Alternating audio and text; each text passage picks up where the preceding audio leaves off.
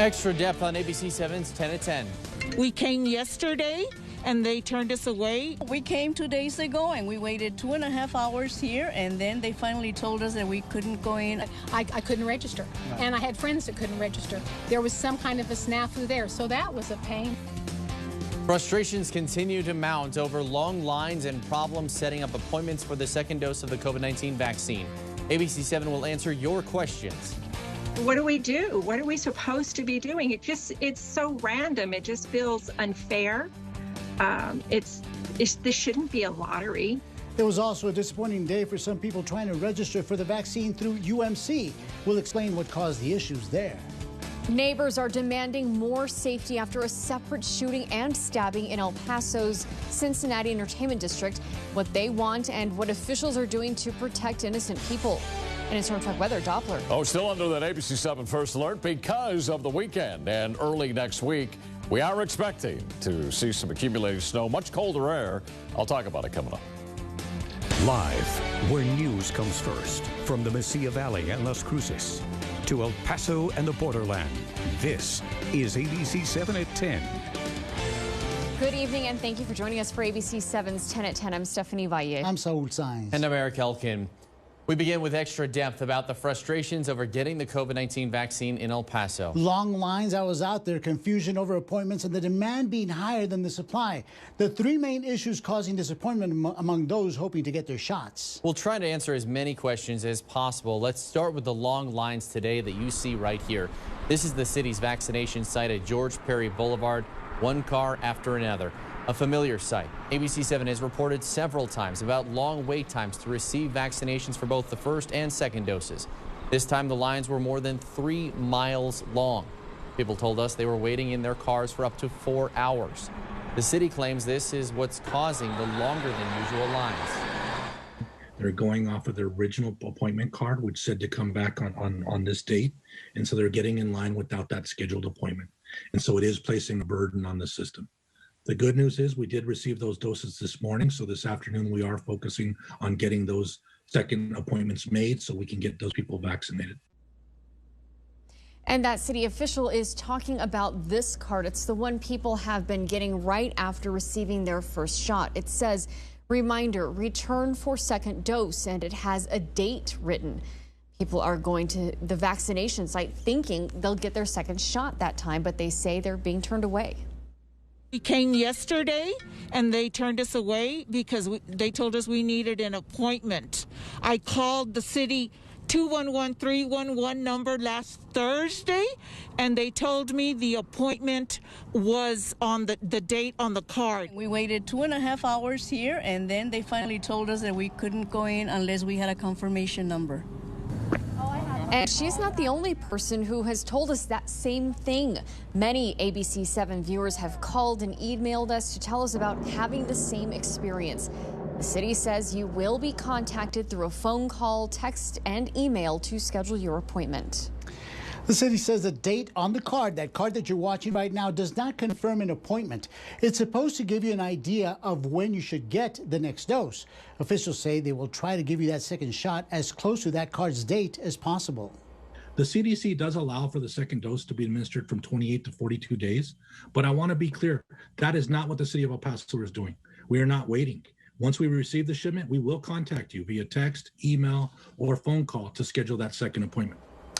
However, some people have also reported that they're contacted by the city, but they have trouble scheduling that appointment using the link they're provided. ABC-7 asked officials why this is happening. I received a text, the first one last Saturday, and I was unable to make the link work. I received another one on Sunday, unable to make the link work. So yesterday, I went back and tried the Sunday link, and after about 15 times of punching it in and putting in the little code that you have to put in, I was able to get an appointment. I couldn't register, and I had friends that couldn't register. The computer kept shutting off, and just a lot of problems that looked like no matter what I did, it would send me back to the beginning. It's happening a lot on the mobile platform. So it's happening more often to people on their cell phones or their tablets. And so we're working with the vendor to see, well, why is our mobile bandwidth so short? Why can't we handle the volume? I haven't heard that.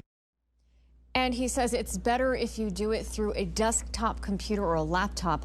The city told us it's working to fix all the issues. Now, if you are having trouble registering for the vaccine, the city says you can call the number there on your screen. It's 915-212-6843.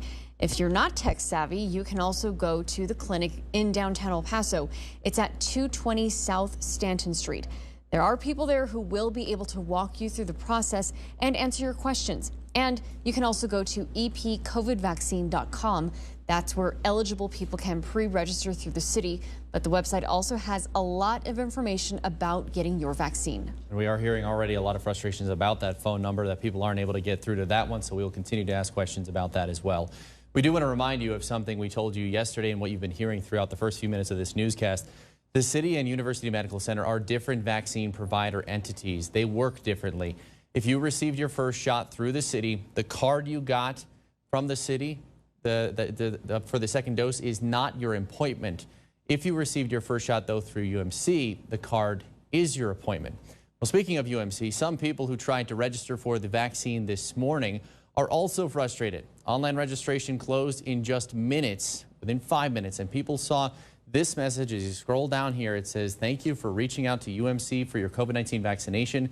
We have exhausted all available vaccine and appointments for this current allotment." UMC had 500 spots over the phone and 500 online, but the hospital says about 3,000 people were waiting to get one of the online slots. One person told me she called 100 times. Others stayed on the line for 17 minutes, while many got told at 9:01 a.m. with the registration opening at 9 o'clock that all the slots were full. So 1 minute, proving that getting a vaccine spot is becoming comparable to winning the lottery, a lottery of life, according to Mike Rooney. When you open a place up and 1 minute later it's not open, you owe it to the public. And UMC needs a list. It needs to be public, or we need to get people out of here. Why doesn't UMC do what the city is doing, where they take all those pre-registrations and go down that list? UMC says it doesn't want to create a list because it doesn't want to give people the false expectation that there is a vaccine when they don't have it. At this point, UMC says they're focusing on its system rather than creating a centralized system with the city.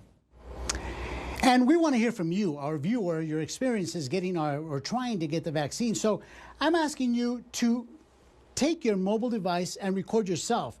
If you're using your cell phone, turn it sideways, not like this, but rather like this. Turn it sideways. This weekend on ABC-7 Xtra Sunday edition, a group of experts will answer your questions from logistics to the vaccine itself. You can ask them what you want answers to, and they will try to answer your questions. Remember to include your name when you record yourself, or if you record someone else, have them include it right here when you record it. More cells is better than one, I think. By the way, so how do you do that? What is Cell talking about? It's really easy. All you have to do is go to kvi.com. This is our homepage. You'll see on the top tab there's several links here. You click on that share tab, and that will bring you to this page where once you record that video, you can submit the video through the user-submitted photos in the submission process here on the website. It's not showing up here, but I promise you it does. This thing gets a little finicky sometimes.